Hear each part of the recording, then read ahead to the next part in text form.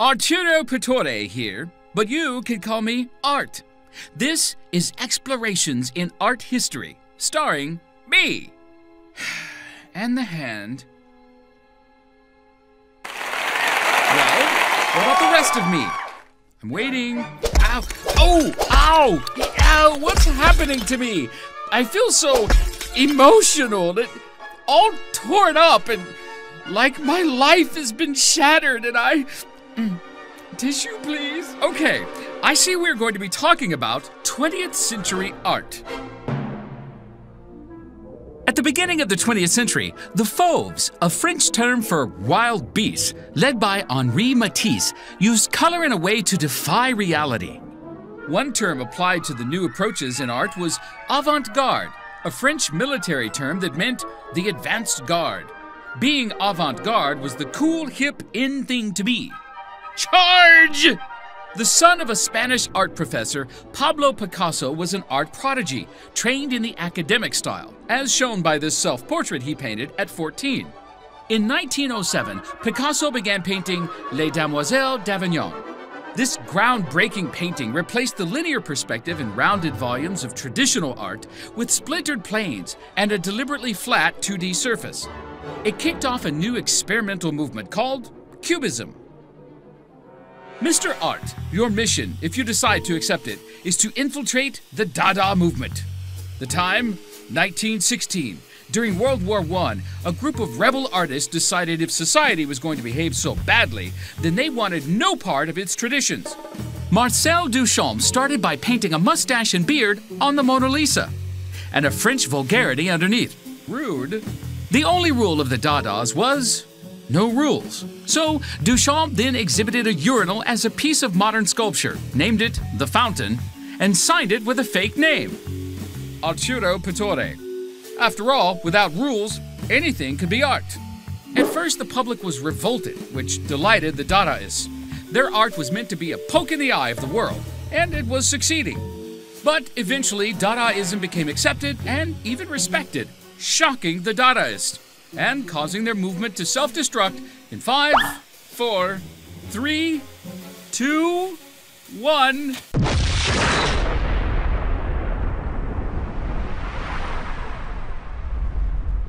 For surrealists, there was another landscape to explore, the landscape of dreams. Salvador Dali, flamboyant, eccentric, and a master of self-promotion, painted The Persistence of Memory in 1931. Some critics interpreted this work as a visual expression of the new theory of relativity. But when asked on his deathbed if the imagery of the melting pocket watches had to do with Einstein's theories, Dali replied, "No, it's based on my perception of camembert cheese melting in the sun." Huh. The Belgian artist René Magritte created his surrealistic fantasies by combining everyday objects together in unusual combinations and applying a twist to the logic of the world. Some critics complained that his art provided no answers, only enigmas. And don't ask me, you can't expect a man with an apple on his nose to provide any answers. As a child, Vasily Kandinsky learned to play cello and piano. As a leader in the art movement called German Expressionism, Kandinsky was deeply influenced by music his whole life. Kandinsky claimed he could see musical tones as colors and vice versa. He left behind representational art for pure abstract compositions, painting colors as notes to create visual harmonies that, like music, expressed various emotional states. Though born in Russia, he spent much of his adult life in Germany until the Nazis came to power in 1933 and he fled to Paris. Abstract Expressionism emerged in America out of the chaos of World War II. More a philosophy than a distinct style, its leading figure, Jackson Pollock, developed a new technique of dripping paint onto a large canvas. Pollock would dance around the canvas, flinging paint like a jazz musician, improvising as his mood dictated. Abstract Expressionism was the first American art movement to gain international significance. Just make sure you're not in the line of fire when the creativity is flowing. Anybody got a moist towelette, please? Tissue? Napkin?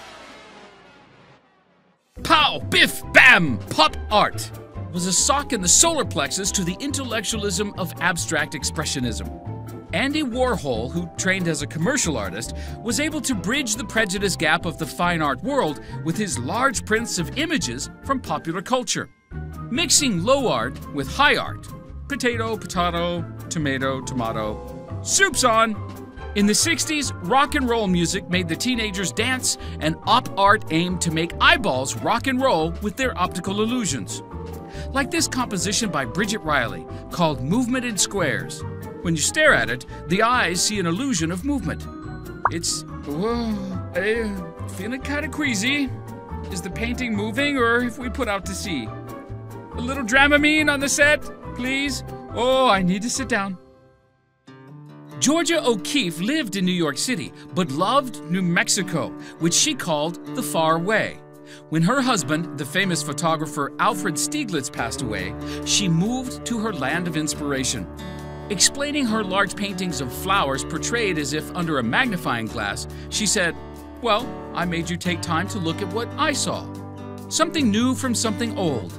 Born a Pueblo Indian in Santa Fe, Maria Martinez was inspired by ancient pottery shards of the Neolithic ancestors of her tribe. Trying to recreate the black-on-black designs took a long process of trial and error. She eventually mastered the process, bringing the past into the present and helping to create a new recognition of pottery as art for the modern world.